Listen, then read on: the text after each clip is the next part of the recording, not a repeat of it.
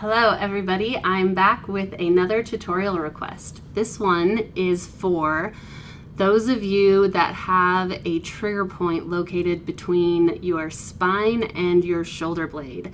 I think most of you out there know what I'm talking about. This one is very common and it's horrible.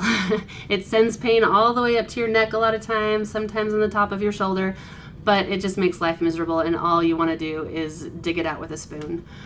So I feel ya, and I'm telling you now, this is what you do to treat that on your own at home, okay? So first of all, we're gonna do self-massage. So what you wanna do is on the side that it hurts, you're gonna raise your forearm up right in front of you so that you have a 90-degree angle both ways, okay? Once there, you're going to raise your arm up or down to find where it calls to the pain the most. Okay, so kind of wiggle your scapula around a little if you need a little extra help. And once you find it, get your other arm and support your wrist up and then wrap your hand around to grab the skin on this side of your arm by the triceps. Okay, so just let your weight kind of be supported and allow the skin of your palm to stick to the skin of your forearm. And then just gradually pull that skin towards your elbow. Don't use a lot of grip, don't use a lot of pressure. The more pressure or grip you use, the less you're gonna be able to stick to the skin because the skin's going to create oils and then you're done. So very, very light. You're just pulling towards your elbow and pretty soon you're going to feel a little skin stretch over by your spine right where that trigger point is, and that's how you know it's working. It's pulling, it's basically untying that knot. Do a few deep breaths. Make sure that you're not fatigued. If you are, you can put your arms kind of up against a wall to help support you a little bit more. Find a place, a windowsill, something to rest them on if need be. Get a person to help you out if you got a loved one nearby, and just pull the skin this way until you've done that for at least 1 to 2 minutes, okay? If you need to pick up slack, just keep the skin pulled away and walk your fingers towards it again and pull some more.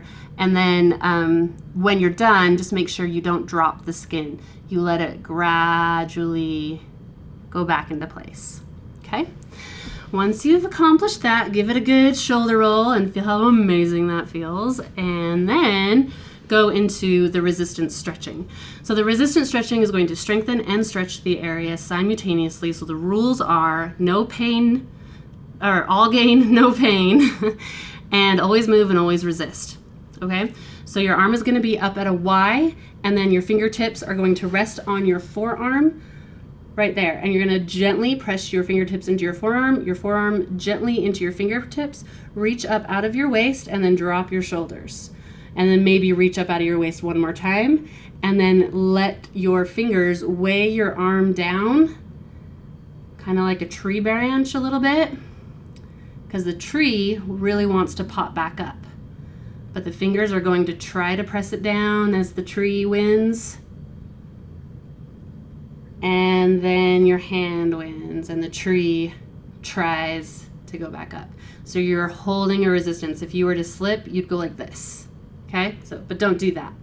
You should feel a good burn right through here. That's the stretch, that's the strengthen. Most of us, our backs are a little bit overstretched because we live our life in flexion. So you may not feel a big stretch here, but if you don't, that's fine. What you want is kind of a burn, and that's how you know it's working. It's kind of like a workout burn. So once you're here, again, make sure you reach out of your waistline and drop your shoulders. At the end, you can add a head tilt, a gentle head tilt. Don't stay too long. 1 second at a time. Don't come down here and sit here forever. Like I say, always move, always resist, never rest. And then you can also add a head turn or a look up to the ceiling, whatever feels awesome. Okay, and you can do that as many times as you want, but maybe like 4 to 6 times at least. Another thing you can do is change the direction of your arm. You can move it more across the upper part of your body, around your sternum. You can move it around your stomach. and that will get different fibers. So you want to get to the one that calls to that trigger point the most, if it's still there. Okay, so if it's going up into your neck, then add this one. Okay, let me see, I might have to. All right, so I'm basically up against a wall, and that's you guys. My forearm is lined up with my rib cage, or sorry, my upper arm is lined up with my rib cage, and my forearm is pressing into a wall. So from the front I look like that, but there's a wall right here.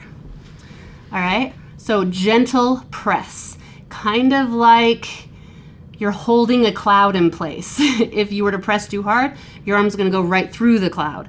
If you don't press hard enough, then the cloud's gonna come towards you, right? So you wanna hold that cloud right there, so that's the gentle press. And then once you're there, move your neck back and forth in different, slowly, different movements. Just kind of like you're teasing your neck loose from the stuck place. And don't hold this press too long. Once you're fatigued, shake it out. If you feel like you need it again, do it again. And I do recommend doing both of these stretches on both sides. If you're going to do it to one, do it to the other. I recommend that. But at least do it on the side that hurts until you feel delicious. So this stretch actually goes really well with my forearm and wrist and elbow pain video. So if you tried that one and you liked it, and you just did this one, then go back to that other one and feel how awesomer it feels this time.